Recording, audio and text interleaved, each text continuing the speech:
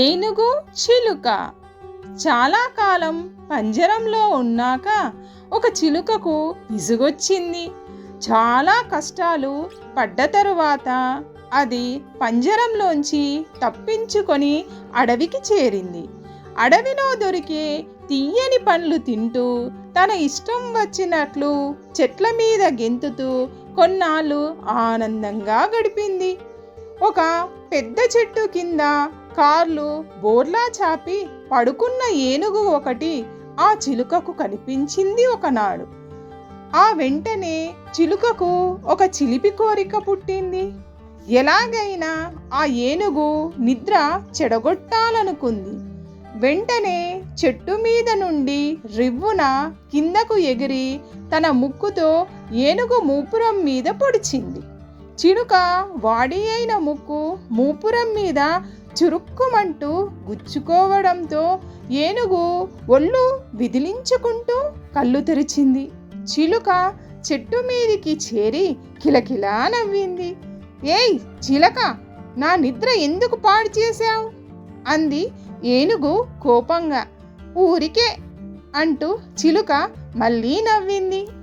చేసేది ఏమీ లేక ఏనుగు మళ్ళీ కళ్ళు మూసుకొని పడుకుంది. కొంచెం సేపటి తరువాత చిలుక మళ్ళీ రివ్వుమని కిందికొచ్చి ఏనుగు మూపురం మీద మరొకసారి పొడిచి వెళ్ళి చెట్టు ఎక్కి కూర్చుంది. ఏనుగు నిద్ర మరొకసారి చెడింది. ఈసారి ఏనుగు, ఏయ్ చిలక, నీకేం పనిలేదా అంటూ కోపంగా ఘింకరించింది. కానీ చిలుక మరో 2-3 సార్లు అలాగే చేసింది. దాంతో ఇక లాభం లేదని ఏనుగు అక్కడి నుంచి లేచి బయలుదేరింది. చిలుకకు అది ఇంకా సరదా అనిపించింది. మరోసారి ఎగిరి ఏనుగు మూపురం మీద పొడిచి వెళ్ళి ఒక చెట్టు మీద వాలింది. ఏనుగుకి కోపం ముంచుకొచ్చింది. చిలుకకు ఎలాగైనా బుద్ధి చెప్పాలని నిర్ణయించుకొని అక్కడికి దగ్గరలో ఉన్న చెరువులోనికి దిగి తన తల, మూపురం తప్ప మిగిలిన శరీరమంతా నీటిలో ముంచింది. అది చూసిన చిలుకకు మరింత ఉత్సాహం అనిపించింది. అది అనుకుంది, ఆహా, నాకన్నా 1000 రెట్లు బలమైన ఏనుగు కూడా నా దెబ్బకు భయపడిపోయి వెళ్ళి నీళ్లలో దాక్కున్నది చూడు అని. ఈ పిరికి ఏనుగుకి మరొకసారి నా దెబ్బ చూపిస్తా అనుకొని అది రివ్వున ఎగిరి ఏనుగు మూపురం మీద వాలి దాన్ని పొడవబోయింది. కానీ చిలుక అలాగే చేస్తుందని ముందుగా ఊహించిన ఏనుగు అప్పటికే తన తొండంలో నింపుకున్న నీటిని ఉఫ్ మంటూ చిలుక మీదికి చిమ్మింది.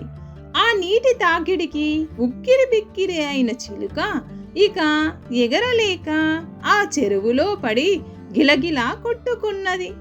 దయగల ఏనుగు దాన్ని చూసి జాలిపడి దానిని ఒడ్డు మీదికి విసిరేసింది.